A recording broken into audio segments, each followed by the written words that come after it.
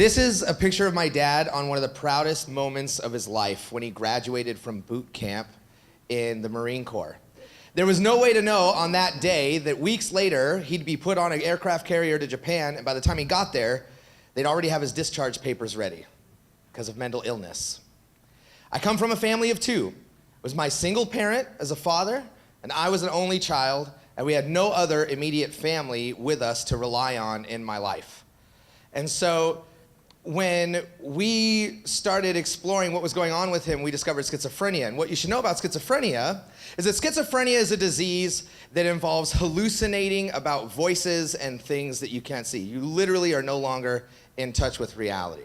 So imagine yourself living a life where there were 5 or 6 other people living in your mind, and none of them liked you, and everyone was pretty convinced that the world was out to kill you and everyone in it. That's my single parent in my 2-person family. And so my father didn't just have schizophrenia, he was fortunate enough to have schizoaffective disorder, which is an especially cruel disease that compounds schizophrenia with manic severe depression. Days where you can't even get out of bed because the voices in your mind are too loud to shout out. So what you should know is that 1 in 25 Americans, that's 10 million people, currently suffer from severe mental illness. Look around, how many times do we hit 25 in this room?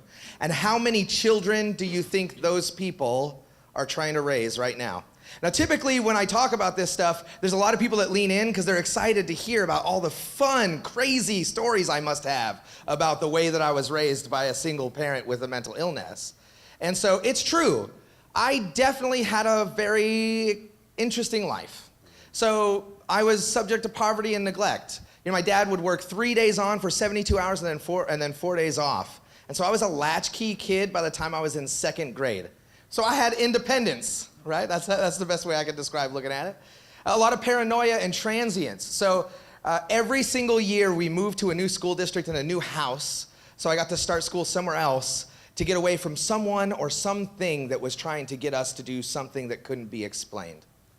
And it's hard to describe what it's like to be in a grocery store while your father is having a discussion with people that aren't there.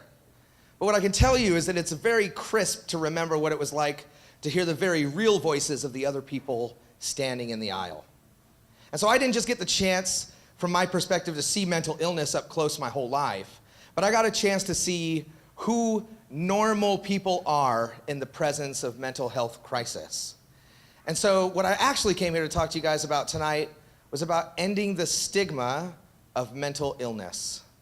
You know, while the most interesting thing is kind of sometimes the most dramatic thing that we might want to learn from each other or hear about or know about each other's lives and experiences, what I can tell you is that to know my father is not to know the crazy guy who stands in the aisle of the supermarket and talks to himself.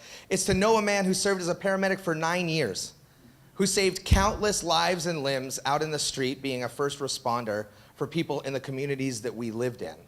And he did a wild array of many other things. He was a very, very passionate person that was really dedicated to trying and prove all of the voices in his mind wrong.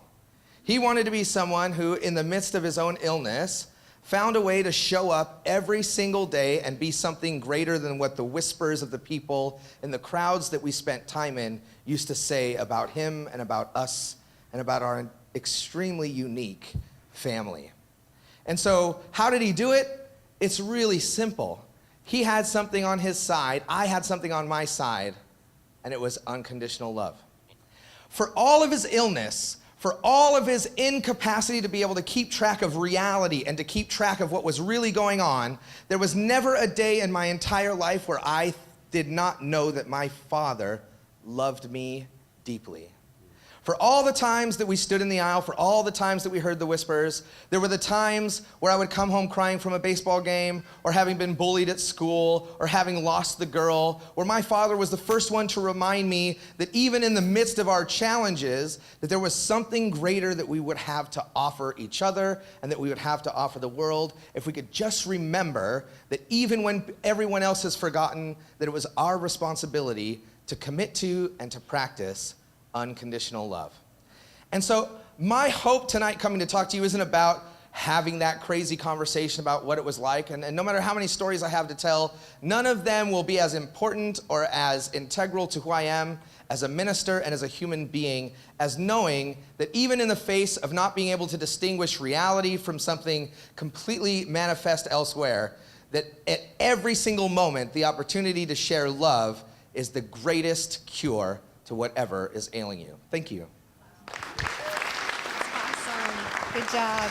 Thank you, Brian. Very powerful message.